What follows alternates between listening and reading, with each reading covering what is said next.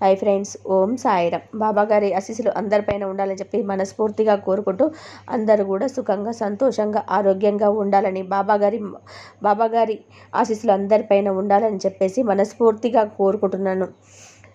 ఇక ఈరోజు ఏం చెప్పబోతున్నారంటే బాబాగారు ఏం చెప్పబోతున్నారో చూద్దామండి.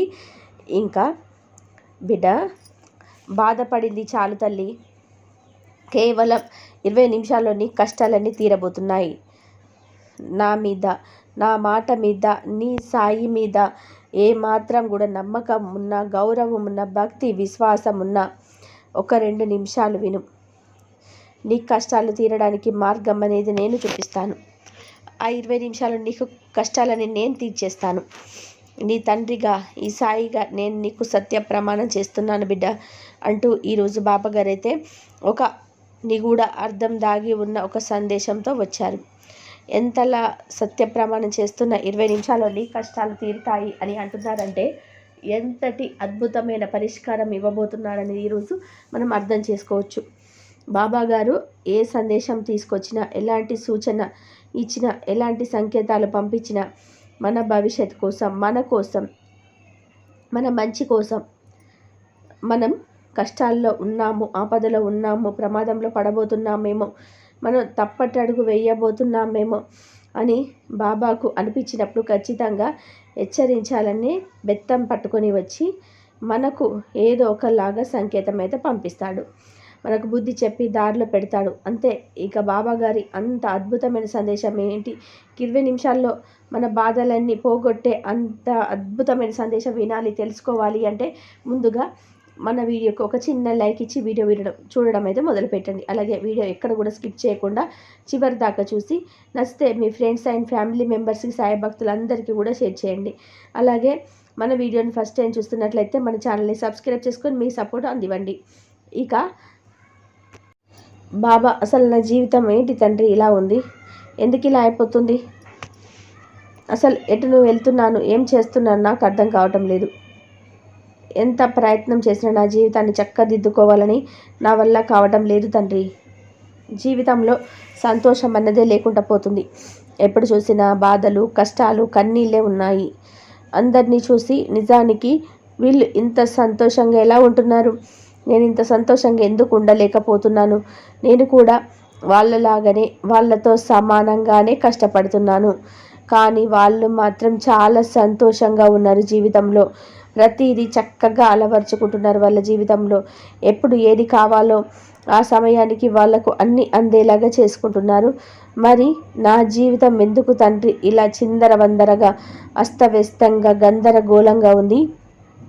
నాకు కావాలి అన్నది ఏది నాకు అందదు. నాకు కావలసిన సమయానికి, అందాల్సిన సమయానికి నాకు ఏది అందదు.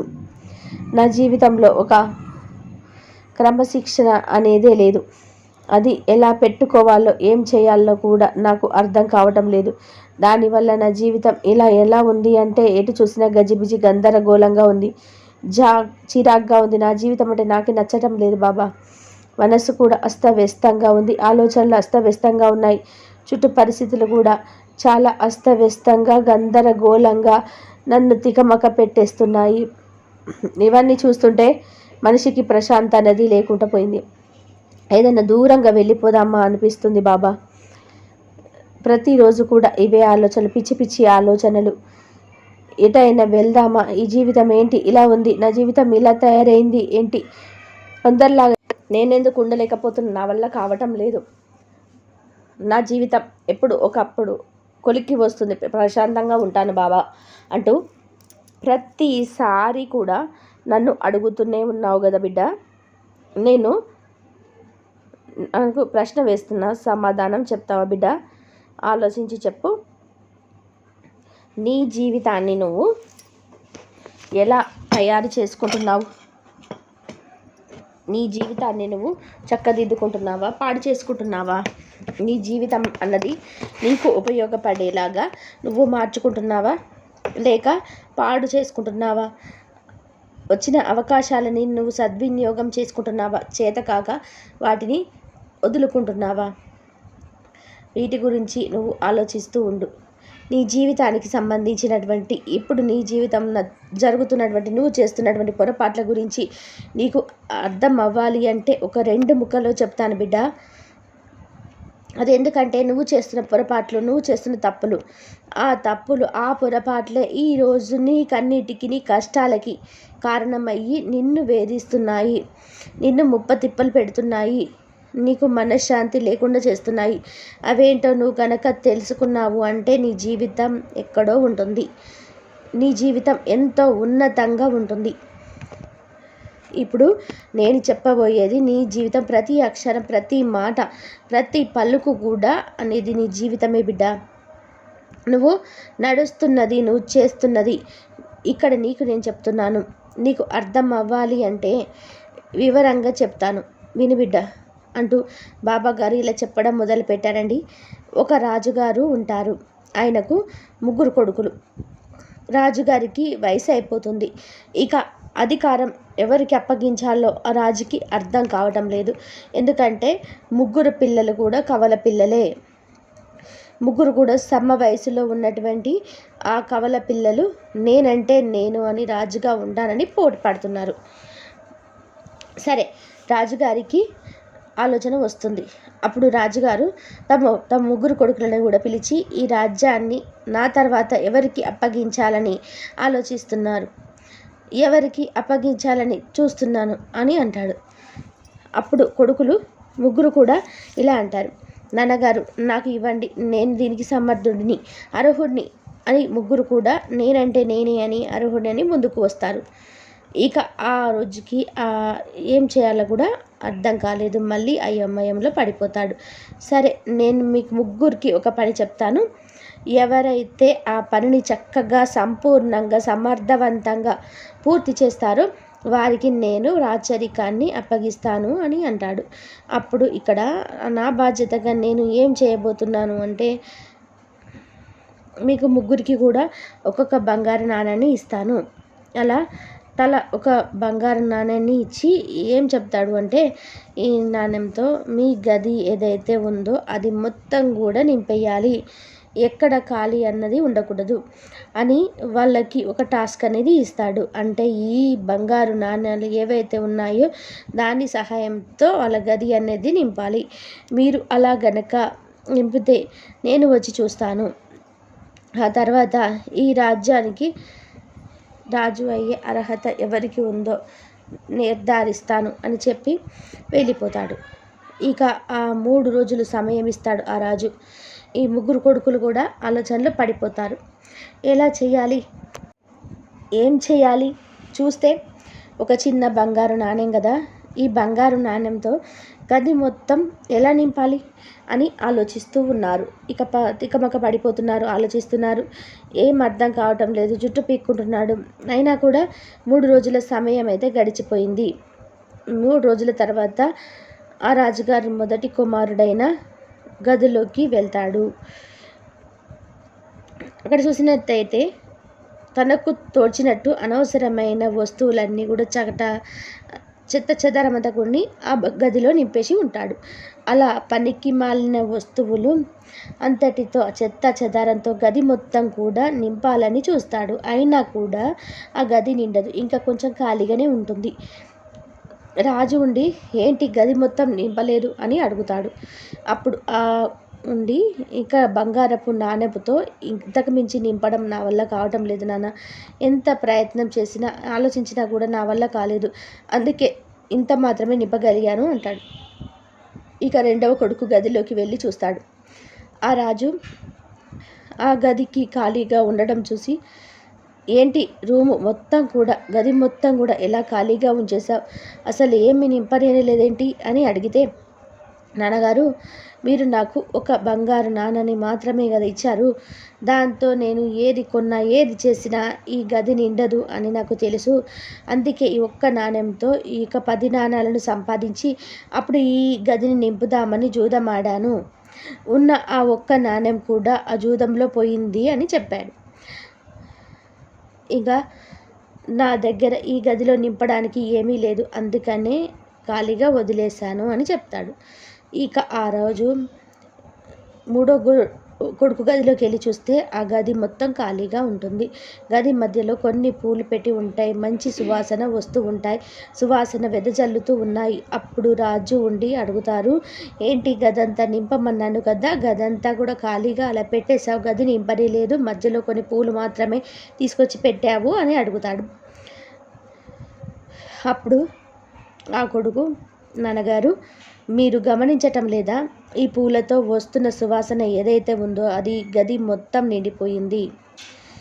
ఏ మూలన చూసినా సువాసనే ఉంది కదా, ఈ సువాసన లేని ప్రాంతం ఇక్కడ ఏదైనా ఉందా అని చెప్తాడు. ఆ సమాధానం విన్నటువంటి ఆ రాజు, శబాష్ నాయన, నీ తెలివితేటలతో ఈ సువాసనతో నీ గదిని మొత్తం కూడా నింపేశావు అని మెచ్చుకుంటాడు.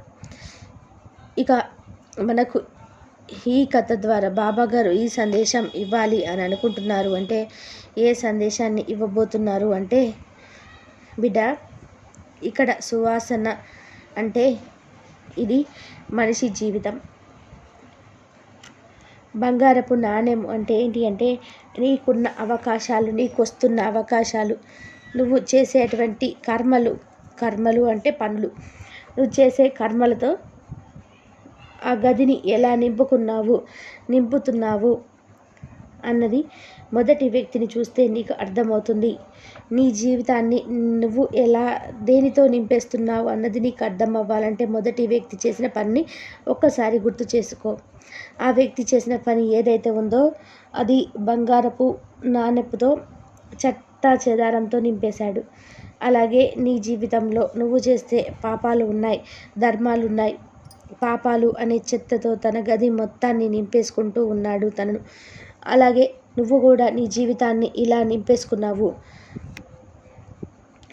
అంటే ఇక్కడ అనవసరమైన ఆలోచనలు, పాపాలు, మోసాలు, వికృతమైన ఆలోచనలు, పల్లికి మాలిన చెత్త చెదారాలు అన్నీ కూడా నీ జీవితంలో నువ్వు నింపేసుకుంటున్నావు. ఇది నీకు మొదటి వ్యక్తి ద్వారా నువ్వు తెలుసుకోవాల్సిన విషయం. అందులో చెడ్డ కర్మలు ఉన్నాయి, పాప కర్మలు ఉన్నాయి. మొత్తం కూడా నా జీవితంలో అన్నిటిని నింపేసుకున్నాడు. జీవితాన్ని, దుర్గంధభరితమైనటువంటి జీవితాన్ని తన చేజేతులారా కూడా పాడు చేసుకున్నాడు. అవి ఎవరు ఇష్టపడనటువంటి ఒక జీవితం. కొంతమంది జీవితం ఎలా ఉంటుంది అంటే, రెండో కొడుకులాగా వారి దగ్గర ఉన్నటువంటి దాని మీద దురాశ, స్వార్థం, ఏదో కావాలన్న ఆలోచనతో, దురాశతో ఏం చేస్తారు అంటే లేనిపోని పనులన్నీ మోసం చేస్తారు. మోసం పనులు, స్వార్థపూరితమైన పనులు చేసి దురాశకు వెళ్ళి ఉన్నది కాస్త పోగొట్టుకుంటారు. మనశ్శాంతి లేకుండా చేస్తారు. తనకున్న వచ్చిన అవకాశాన్ని బట్టి ఎలాంటి కర్మ పనులు చేస్తారు అంటే, ఎంత మంచి కర్మలు చేస్తారు అంటే, ఇక్కడ కర్మ అంటే పని అని అర్థం చేసుకో బిడ్డ. ఆ కర్మలతో వాళ్ళకు మనశ్శాంతి ఉంటుంది. వారి యొక్క కుటుంబం వాళ్ళకి కూడా మనశ్శాంతి అనేది ఉంటుంది. వారితో పాటు ఉన్న వాళ్ళకు కూడా మనశ్శాంతి అనేది ఉంటుంది. ఒకరికి మంచి చేస్తారు, వాళ్ళు కూడా మంచిగా ఉండే ప్రయత్నం చేస్తారు. వారి యొక్క ప్రవర్తన కానీ, వారి యొక్క చేసే పని అయినా కానీ, వారు ఇచ్చే చిరునవ్వు సమాధానమైనా కానీ, వారు మాట్లాడే విధానం కానీ, వారికి ఎదుటి వాళ్ళకి కూడా ఉపయోగపడేలాగా సువాసన వెదజల్లే వ్యక్తిత్వాన్ని కలిగి ఉంటారు మూడో కొడుకులాగా. ఆ మూడవ వ్యక్తి ఎవరైతే ఉన్నారో అతడిలాగా తెలివిగా ఆలోచించాలి. ఉన్న దాంట్లోనే జీవితాన్ని సువాసనలు వెదజల్లేటట్టు సువాసనభరితంగా ఎలా తయారు చేసుకోవాలి, ఎలా మలుచుకోవాలి అని ఆలోచించాలి. అదే కానీ ఇంకా ఉన్న కాస్త జీవితంలో పిచ్చి పనులు చేస్తూ, చెడ్డ పనులు చేస్తూ జీవితాన్ని దుర్గంధభరితంగా తయారు చేసుకోకు బిడ్డ. వచ్చిన చిన్న అవకాశాన్ని కూడా ఉపయోగించుకో, కానీ నీకు నచ్చే విధానంగా, నీకు ఉపయోగపడే విధానంగా మలుచుకో. అప్పుడు నీ జీవితంలో కూడా సువాసనలు అనేటివి వెదజల్లుతాయి. నీ జీవితం కూడా చూడడానికి చాలా ఆహ్లాదంగా, అందంగా ఉంటుంది. అప్పుడు నీ మనసుకి ప్రశాంతంగా ఉంటుంది. నీతో ఉన్న వాళ్ళ మనసు ప్రశాంతంగా ఉంటుంది. నీ చుట్టూ ఉన్న వాళ్ళు కూడా బాగుంటారు. అంతేకాని నీ చేతులారా ఎప్పుడు కూడా నీ జీవితాన్ని నువ్వు పాడు చేసుకోకు బిడ్డ. ఇక్కడ నువ్వు గుర్తుంచుకోవాల్సిన విషయం ఏమిటి అంటే తల్లి, భగవంతుడు అందరికీ సమానంగా ఒకే జీవితాన్ని ఇస్తాడు. ప్రతి ఒక్కరికి కూడా సంవత్సరానికి 12 నెలలే, నెలకు 30 రోజులు మాత్రమే, వారానికి 7 రోజులే, రోజుకు 24 గంటలే. నీకున్నటువంటి ఈ అవకాశాన్ని ఉపయోగించుకొని నువ్వు నీ జీవితాన్ని ఎలా తీర్చిదిద్దుకుంటున్నావు అని ఒక ప్రశ్న అడుగుతాను, సమాధానం చెప్పు తల్లి. నిజంగా నీ జీవితాన్ని నువ్వు సువాసనలు వెదజల్లే విధానంగా నీ జీవితాన్ని నువ్వు తయారు చేసుకుంటున్నావా? నీ జీవితాన్ని నీతో పాటు నీకు నలుగురికి ఉపయోగపడేలాగా నువ్వు నీ జీవితాన్ని తయారు చేసుకుంటున్నావా? లేదంటే నలుగురు అసహించుకునేటట్టుగా నీ జీవితాన్ని నువ్వు తయారు చేసుకుంటున్నావా అన్నది ఒక్కసారి నువ్వు ఆలోచించు బిడ్డ. ముందుగా నిన్నులో మార్పు రావాలి, నీ ఆలోచనలో మార్పు రావాలి తల్లి. నువ్వు ఊహించని విధానంలో మార్పు రావాలి, నువ్వు నడుచుకునే విధానంలో మార్పు రావాలి, నువ్వు మాట్లాడే విధానంలో మార్పు రావాలి. బిడ్డ, నీకు నేను ఏం చెప్పానో అర్థమైందా? నీకు రావలసిన సమాధానం నా మాటల్లో, నా సందేశంతో నీకు వచ్చే ఉందని, నీకు అంత అర్థమైందని చెప్పి అనుకుంటున్నాను. నీ జీవితంలో ఉన్న కష్టాలకి, బాధలకి కారణం నువ్వు నీ జీవితాన్ని చిందరవందరంగా, గందరగోళంగా తయారు చేసుకోవడమే. నీ జీవితాన్ని ఒక క్రమబద్ధంగా లేకుండా అస్తవ్యస్తంగా తయారు చేసుకున్నావు.